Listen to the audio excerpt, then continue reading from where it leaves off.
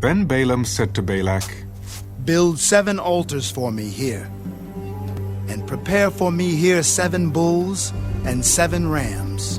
And Balak did just as Balaam had spoken. And Balak and Balaam offered a bull and a ram on each altar.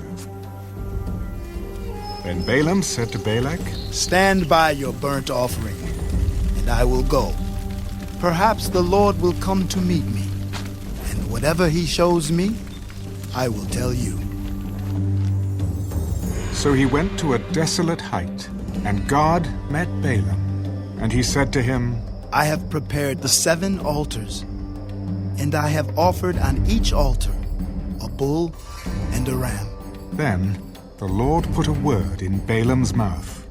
Return to Balak, and thus you shall speak.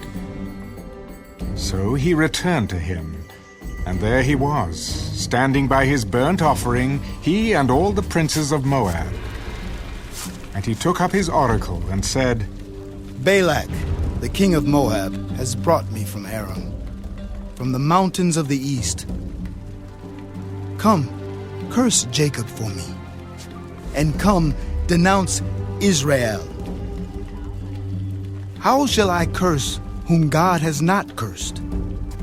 And how shall I denounce whom the Lord has not denounced? For from the top of the rocks I see him, and from the hills I behold him.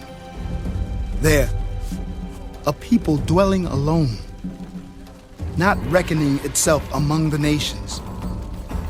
Who can count the dust of Jacob, or number 1/4 of Israel? Let me die the death of the righteous, and let my end be like his. Then Balak said to Balaam, What have you done to me? I took you to curse my enemies, and look, you have blessed them bountifully. Must I not take heed to speak what the Lord has put in my mouth? Please, come with me to another place from which you may see them. You shall see only the outer part of them, and shall not see them all. Curse them for me from there. So he brought him to the field of Zophim, to the top of Pisgah, and built 7 altars, and offered a bull and a ram on each altar. And he said to Balak, Stand here by your burnt offering, while I meet the Lord over there. Then the Lord met Balaam, and put a word in his mouth. Go back to Balak, and thus you shall speak. So he came to him, and there he was, standing by his burnt offering, and the princes of Moab were with him. And Balak said to him, What has the Lord spoken? Then he took up his oracle and said, Rise up, Balak, and hear. Listen to me, son of Zippor. God is not a man that he should lie, nor a son of man that he should repent. Has he said, and will he not do? Or has he spoken, and will he not make it good? Behold, I have received a command to bless.